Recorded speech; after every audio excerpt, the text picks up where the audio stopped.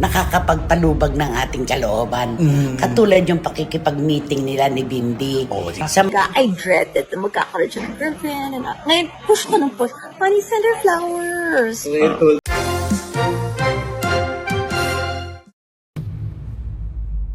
Pumutok ang matinding usap-usapan sa mundo ng showbiz matapos ibunyag ng kilalang kolumnista na si Christy Fermin ang totoong dahilan sa likod ng biglaang pagkawala ni Bimbi Aquino sa Eat Bulaga na nagdulot ng labis na pag-aalala at samut-saring. Haka-haka mula sa publiko at mga taga-subaybay, mabilis na kumalat ang mga haka-haka sa mga social media platforms kung saan marami ang nagtataka kung bakit sa gitna ng umuusbong na career at mainit na pagtanggap ng madla sa kanyang mga guestings ay bigla na lamang itong hindi nagpakita sa live studio broadcast sa ginagawang pagtalakay ni Christy Fermin sa kanyang programa. Lumabas ang totoong senaryo na hindi pala usapin ng kawalan ng interes sa showbiz ang dahilan kundi isang napaka-emosyonal na usapin na may kaugnayan sa lumalalang sitwasyon ng kalusugan ng kanyang inang si Kris Aquino.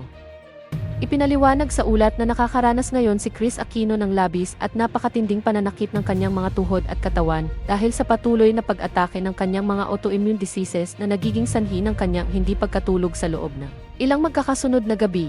Dahil sa ganitong maselang sitwasyon ng Queen of All Media, pinili ni Bimbi na isantabi muna ang kanyang mga pansariling oportunidad sa telebisyon at mas pinairal ang kanyang labis na dedikasyon upang personal na bantayan at alagaan ang kanyang ina sa kanilang tahanan. Maging ang kanyang kuya na si Joshua ay nakikitang labis na nag-aalala at nagbibigay ng suporta sa gitna ng matinding pagsubok na ito, habang ang buong pamilya ay patuloy na humihingi ng panalangin mula sa publiko para sa mabilis na paggaling at pag-inhawa ng pakiramdam ni Kris. Sa kabila ng mga natatanggap na alok sa pag-arte at pag-record ng kanta mula sa malalaking kumpanya sa industriya, nananatiling malinaw para kay Bimbi na ang kaligtasan at kalusugan ng kanyang ina ang nag-iisang pinakamahalagang prioridad sa kanyang buhay sa kasalukuyan. Patuloy namang inaabangan ng mga tagahanga ang muling pagbabalik ni Bimbi sa harap ng kamera, habang marami ang nagpapaabot ng suporta at panalangin para sa pamilya Aquino sa harap ng panibagong hamon na ito sa kanilang buhay.